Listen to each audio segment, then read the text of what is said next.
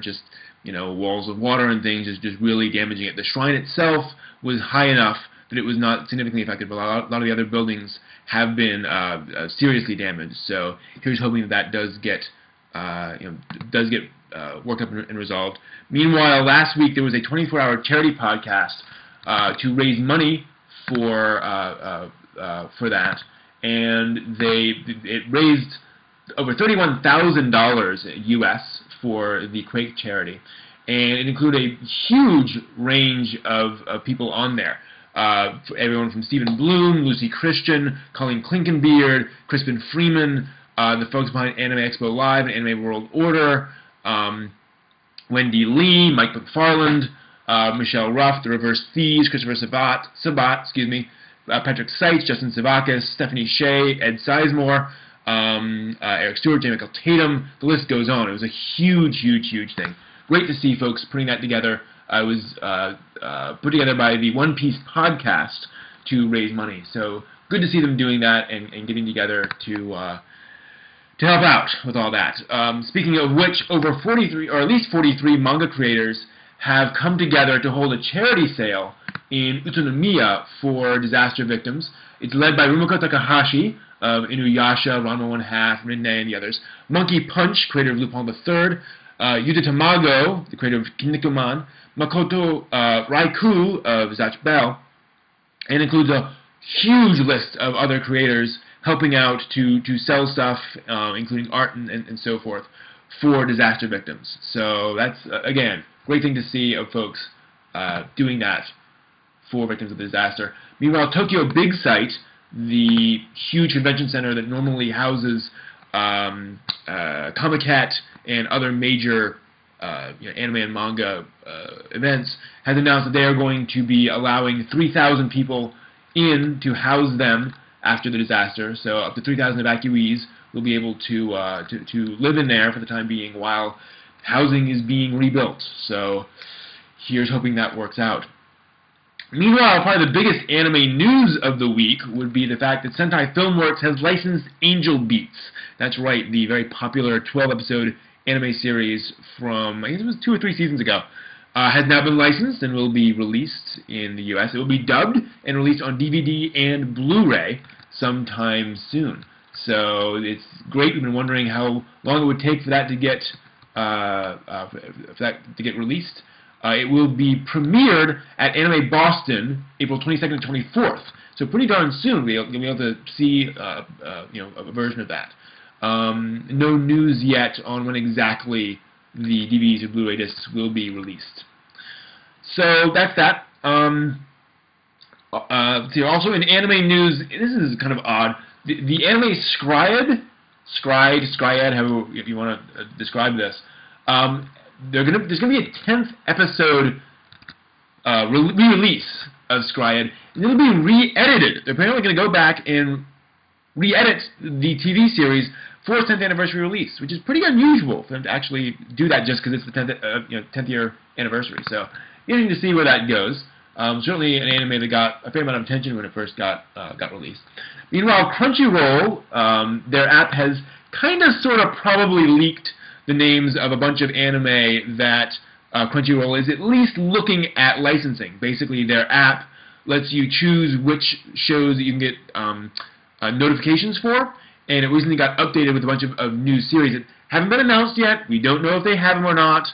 It's just one of those things. But it looks like they're at least looking at the following series: Blue Exorcist, I don't know Exorcist, Hoshizora e Kakaru Hashi, Bridge to the Stars, Dead Man Wonderland, Hanasaku Iroha, Lotte no Omocha, Nichijo, Sekai Ichi Hatsukoi, Sket Dance, and Under the Innocent Sky, or Tachi ni Tsubasa wa Nai. So, again, I think those are the ones that Crunchyroll are, there's a good chance that Crunchyroll will have those for next season, but we'll see. So that's cool. The Iron Man anime has been scheduled for this summer on G4. I don't believe there's a specific date for when it will premiere, but it is on their schedule. Now, this surprises me a little bit for the fact that Iron Man deals with a plot line involving disruption of and fallout from essentially a nuclear reactor in Japan. so arc reactor in this case, but still, it's kind of uncomfortably similar to these recent disaster events. So I'm kind of surprised that they're still looking to air this. It seems, I don't know. But it is planning to come out over here on G4. Let's see here. Oh, this is also kind of funny.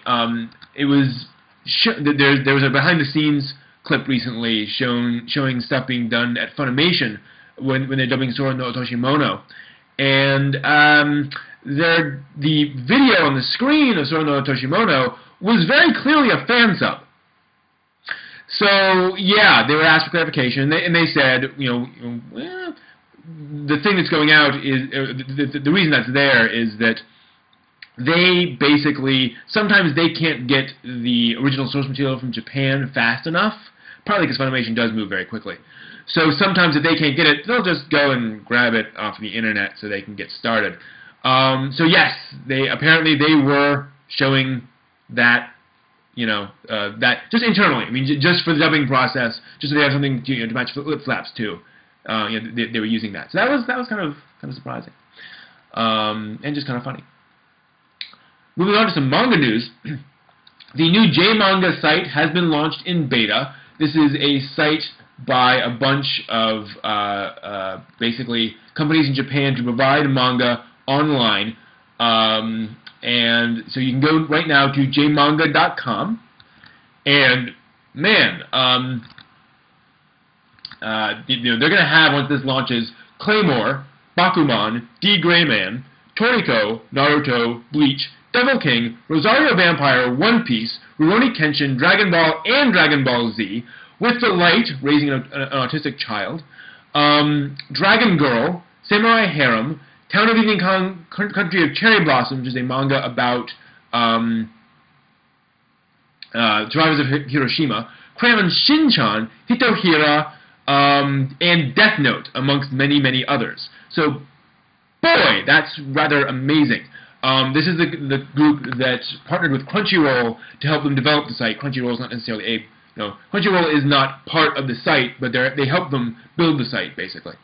So quite interesting. That's quite a group, and of course, more will be added. And they've got basically like every publisher in Japan on this project. So should be cool to see, and we'll see how that goes. Yes, thank you, X. I will be mentioning that one as well. Meanwhile, the latest issue of Shonen Jump has been posted online, basically because of the delays as a result of the disaster. They weren't able to publish it online, even if they publish it regularly. Even if they could, there's a question of who can actually get to it. Roads are still a big problem, so distribution's a difficult thing. So they just posted the entire thing online for folks to read, which is very nice. And there are several other manga magazines that they've announced now are going to be doing the same thing. So good to see that they're, for the meantime, getting this stuff out digitally. I'll be very curious to see the numbers on those, to see if that, how popular that was. That might help the digital distribution of manga a little bit, which would be nice to see. In other news, manga news for the time being, the Digital Manga Guild, which is basically a company that will help, that will post manga online and allow fans to translate that manga and put it up there, has announced that they have licensed 487 manga. But they haven't announced which ones yet, at least that I can find. So who knows who or what, but they do have a huge, huge bunch of manga that they've licensed. I'm betting a lot of them are, lower tier ones, but still, wow! And we'll be curious to see how that works out and how well they'll be able to post all that and put it up there. But, geez, it will be with the permission of the original Japanese owners, and those who upload translations will get a chance to get royalties through advertising revenue and so forth and so on. So, pretty darn awesome. Also, as X in our chat room mentioned, there's a news story that the Noitamina block had its worst ratings ever this past season. Now, this is a block of animation aimed at older fans. There's lots of stuff out there, basically josei fans, but it's aimed at not just kids or teenagers, basically. And they've had very low ratings. Now, the thing is, there was also a major disaster. So yes, of course ratings are down. People aren't tuning in for that right now, or it's not available. However, the producer still accepted responsibility for it as producer.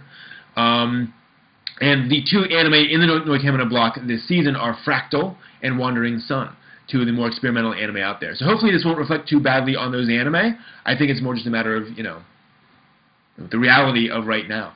Also, let's be honest, Wandering Sun is not the kind of anime that's going to appeal to everyone. So it's not going to have the staying power as with the other shows out there. So unfortunate, but that is just the truth of it.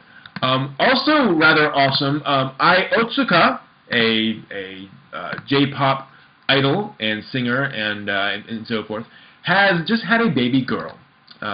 She is married to Rip Slime's SU, and so the singer-songwriter Ai Otsuka has had given birth to a beautiful baby girl, according to her agency, and everyone is apparently doing absolutely fine. So, very, very nice. So, that is all of the news that I have for this week. So, thank you all for watching, and hope you tune in next week. See you then.